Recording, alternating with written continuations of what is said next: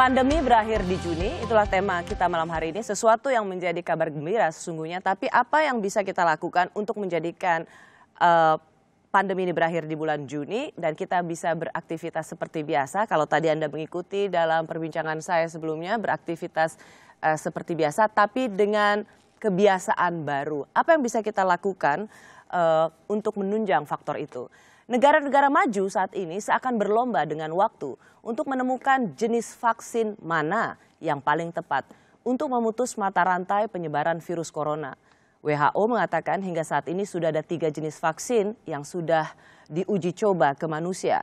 Seberapa cepat dunia bisa menghasilkan jenis vaksin yang paling tepat?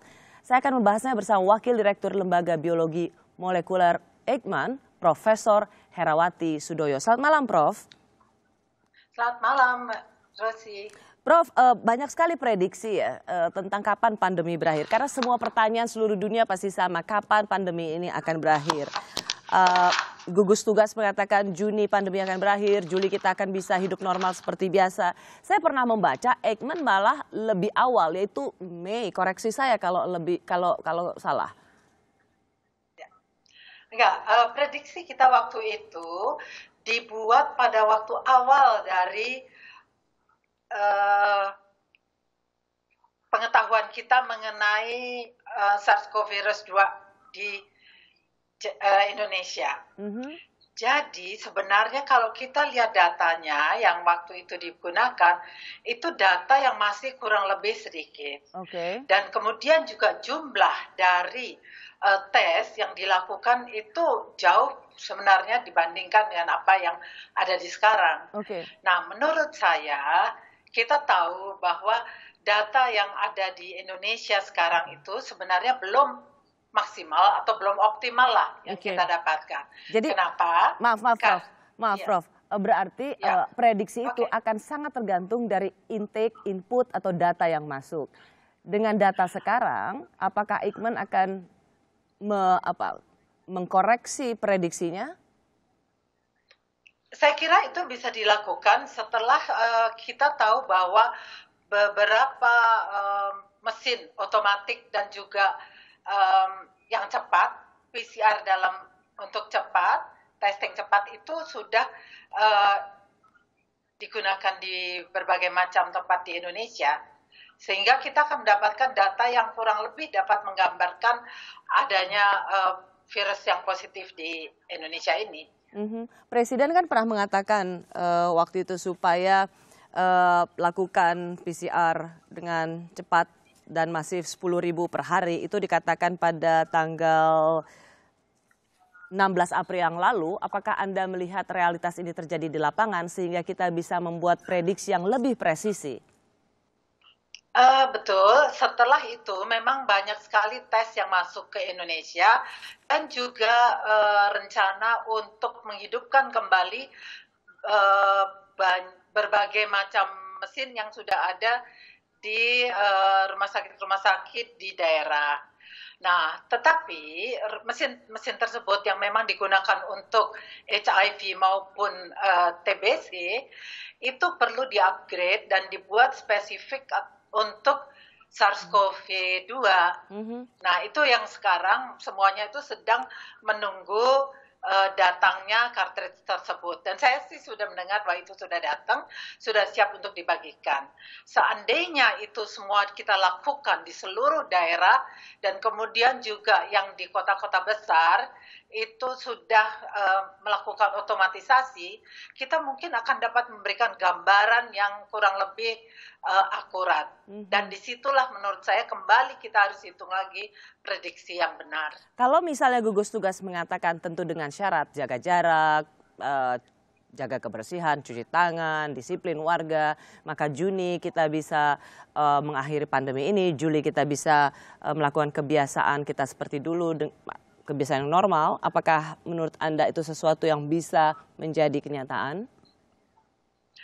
Saya kira memang kalau kita lihat ya dari banyaknya kasus dan juga tes yang dilakukan, maka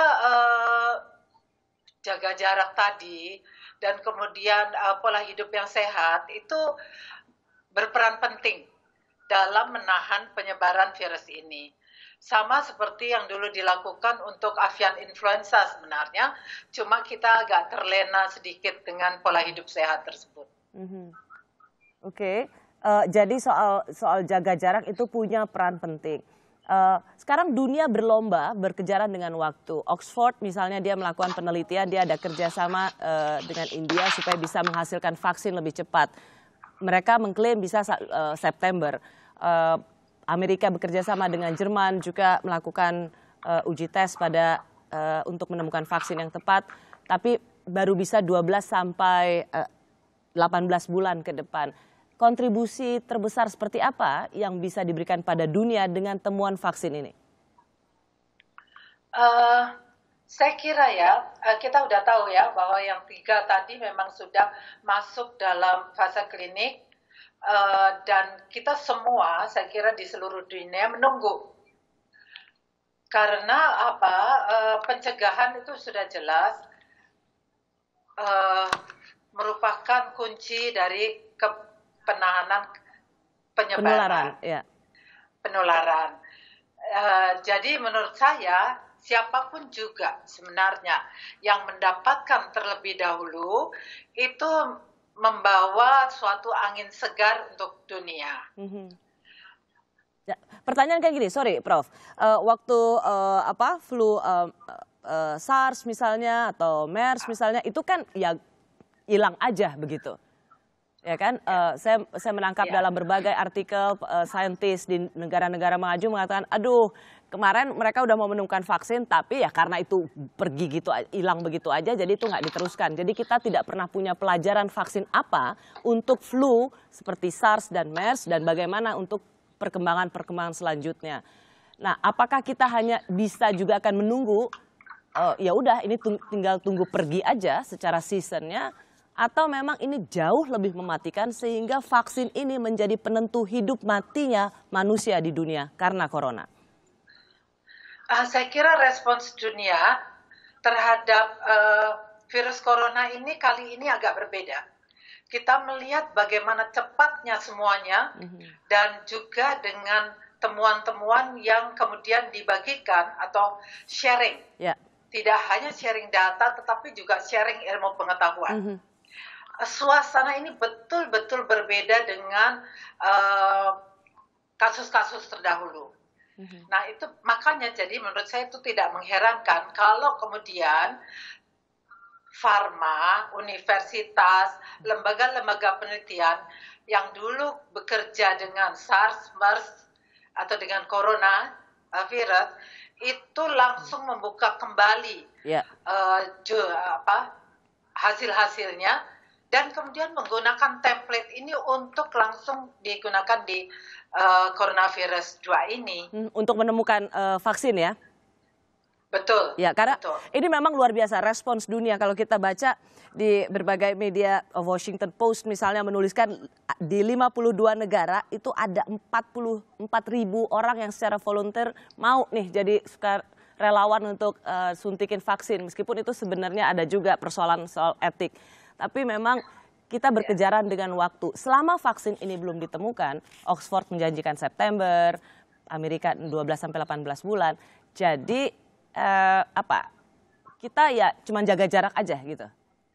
Cuci tangan. Saya kira kan kalau untuk mereka-mereka yang memang belum terinfeksi, ya kita jaga jarak, apa boleh buat ya, jaga jarak, pola hidup sehat tadi. Karena tidak ada yang bisa kita lakukan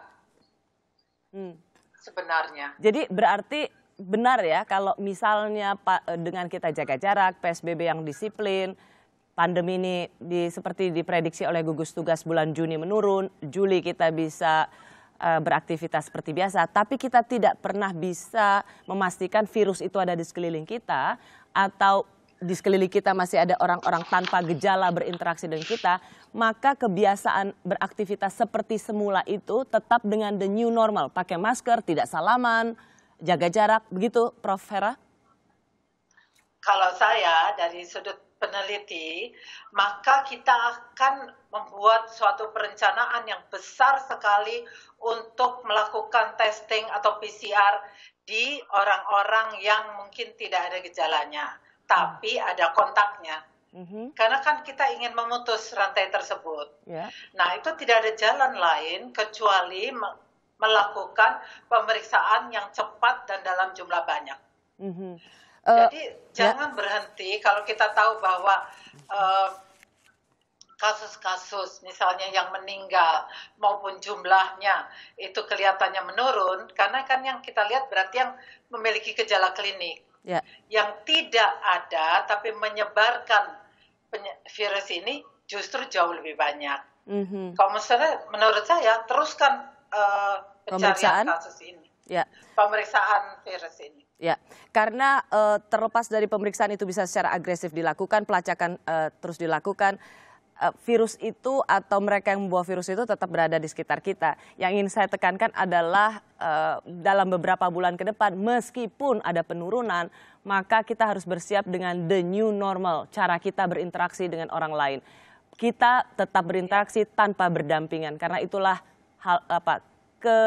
kenormalan yang baru yang harus kita siapkan sebagai kebiasaan baru. Saya kira itu. Setuju sekali. Baik. Profesor Herawati, Herawati Sudoyo, terima kasih banyak sudah memberikan perspektifnya pada saya. Kira-kira pada kita semua, memang dunia sedang berkejaran dengan vaksin, itu satu yang kita tunggu, semoga bisa menjadi obat bagi dunia yang mengalami pandemi corona ini. Tapi sebelum itu ditemukan, memang kita sudah harus bersiap dengan the new normal of life. Terima kasih Prof, selamat malam. Terima kasih banyak. Saya kembali sesaat lagi.